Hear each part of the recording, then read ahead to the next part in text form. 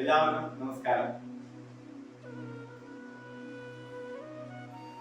നമ്മുടെ പാലക്കാട് ഭഗവതിയുടെ അനുഷ്ഠാന മണ്ഡപത്തിൽ ഈ വരുന്ന ചിങ്ങപ്പുലരി മുതൽ തുടർച്ചയായി നടക്കുന്ന സുഹൃതഹോമ മഹായജ്ഞം, ഗായത്രി സുഹൃതഹോമ മഹായജ്ഞത്തിന്റെ പരിസമാപ്തി ദിവസം, അത് സമാപിക്കുന്ന ദിവസം നമ്മുടെ ശ്രീനാരായണ ഗുരുദേവന്റെ ജയന്തിയാണ്.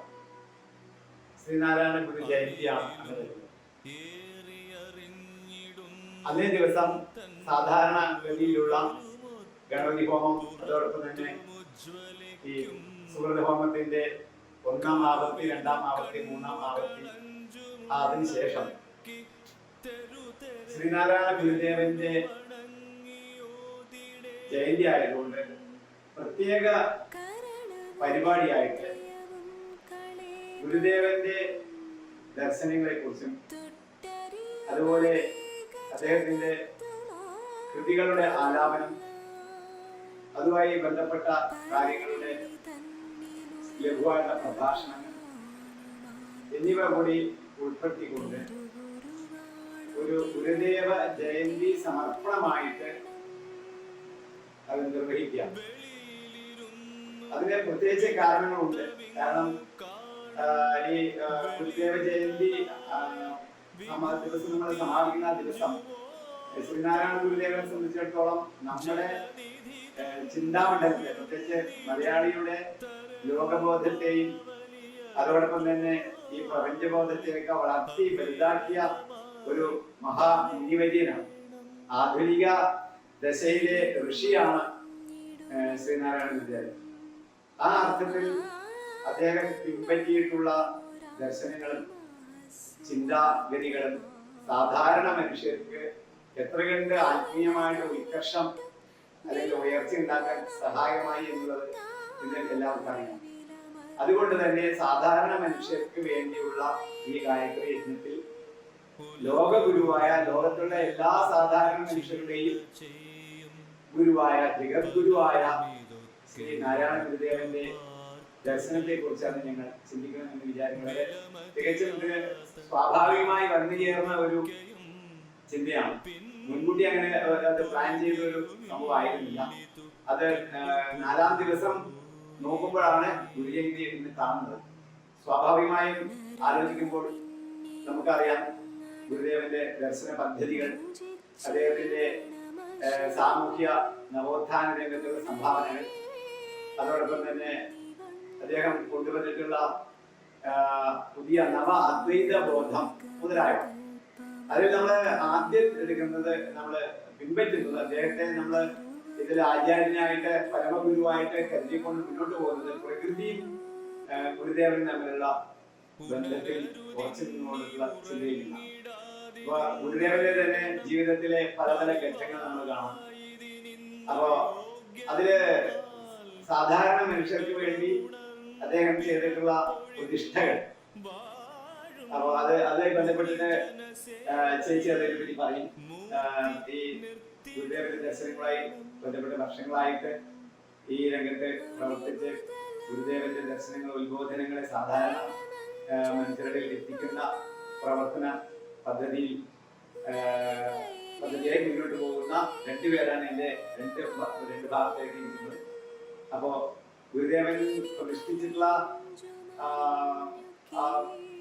ദൈവസങ്കല്പങ്ങൾ ഒക്കെ തന്നെ എത്ര കണ്ട് നമുക്ക് വെളിച്ചം നൽകണ്ടേ എന്നതിനെ പറ്റി നമുക്ക് 1-2 വാക്യം കേൾക്കാം.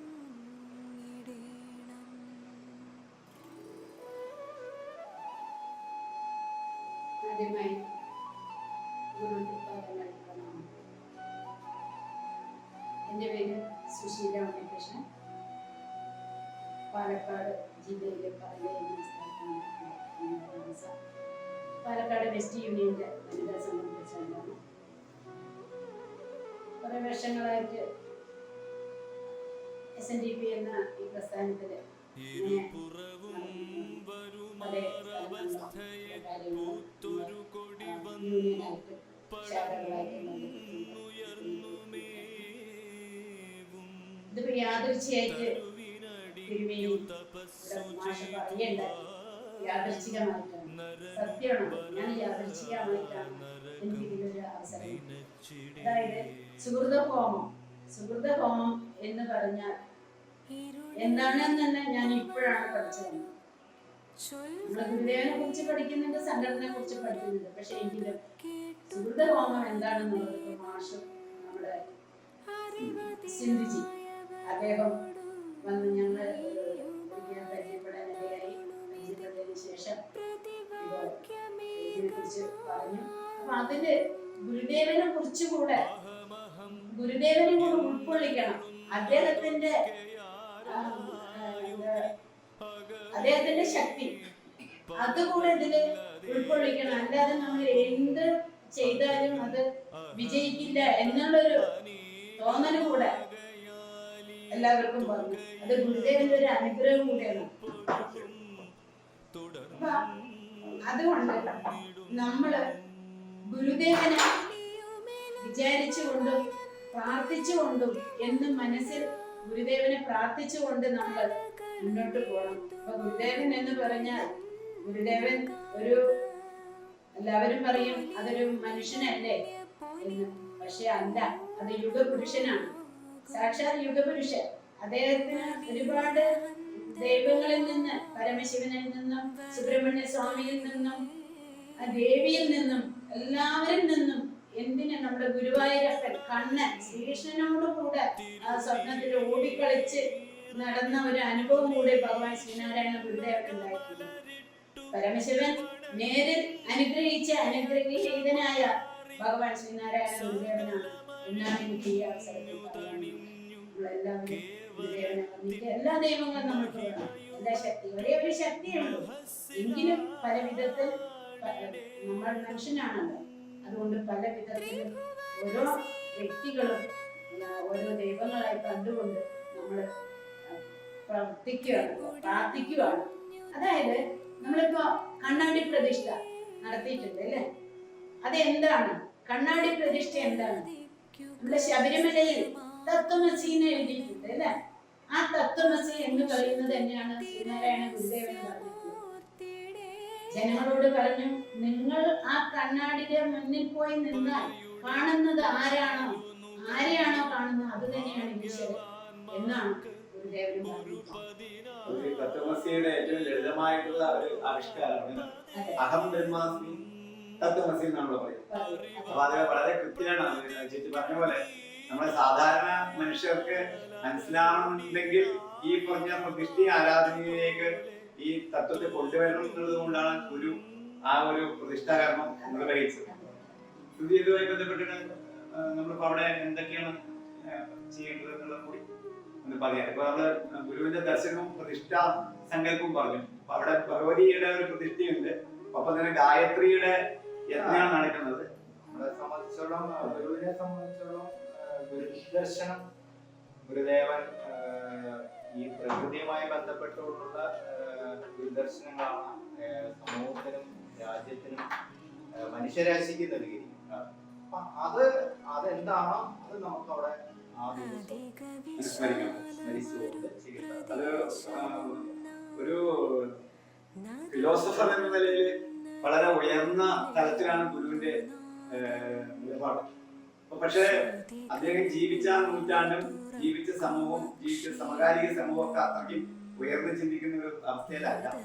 അതുകൊണ്ട് സാധാരണക്കാർക്ക് ഈ ബോധം ധാരണ ഉണ്ടാവുന്ന രീതിയിൽ അവര് ലെവലിലേക്ക് വരികയും അതനുസരിച്ച് പറഞ്ഞു കൊടുത്തുകൊണ്ട് പതുക്കെ പതുക്കെ തന്റെ ലെവലിലേക്ക് ഉയർത്തുകയാണ്. ചേച്ചി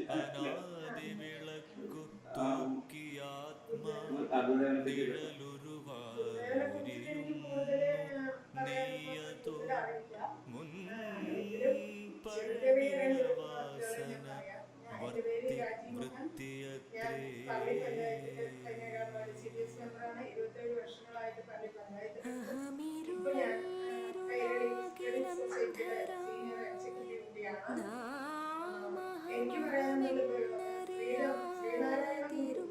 സാക്ഷാൽ ശ്രീനാരായണ ഭഗവാൻ മനുഷ്യാവതാരം എടുത്തിട്ട് വന്ന പോലെ അദ്ദേഹം ഒരു മനുഷ്യനായി കടന്നു നമ്മുടെ നാട്ടിന് വേണ്ടി ഒരുപാട് ആൾക്കാർക്ക് വേണ്ടി ഒരുപാട്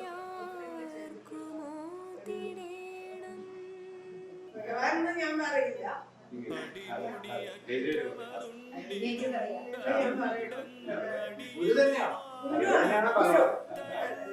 ഗുരു അത് തന്നെയാണോ ഭഗവാൻ? മാത്രമേ എനിക്ക് പറയാനുള്ളൂ. ബാക്കിയൊക്കെ മാഷ്, ചേച്ചി, അപ്പൊ ഈ പ്രതിഷ്ഠയെ പറ്റിയിട്ട് സുശീല ചേച്ചി ഇപ്പൊ പറഞ്ഞു. അപ്പൊ സാധാരണ ഇപ്പം ഉയർന്ന ചിന്താഗതിക്കാരെ സംബന്ധിച്ചിടത്തോളം ഈ പ്രതിഷ്ഠാവിധാനങ്ങൾ ചിലപ്പോ ആവശ്യം ആയി വരില്ല. അപ്പൊ പലർക്കും സംശയം തോന്നും, എന്തുകൊണ്ടാണ് ഗുരുദേവൻ ഇത്രയും വലിയ ഉയർന്ന രീതിയിൽ അദ്വൈത വേദാന്തം ഉൾപ്പെടെയുള്ള എല്ലാ കലക്കി കുടിച്ചിട്ടുള്ള ഒരാളെ ഈ പ്രതിഷ്ഠയിലേക്കൊക്കെ വരിക, അല്ലെങ്കിൽ അമ്പലങ്ങളുമായി ബന്ധപ്പെട്ട് 10-40 ക്ഷേത്രങ്ങൾ അദ്ദേഹം തമിഴ്നാട്, അതുപോലെ തന്നെ കർണാടക, കേരളം, കൂടാതെ ശ്രീലങ്കയിലും അദ്ദേഹം പോയിട്ടുണ്ട്. അപ്പൊ അതുമായി ബന്ധപ്പെട്ട് കുറച്ചും കൂടി കാര്യങ്ങൾ സുശീൽ ചേച്ചി പറയും.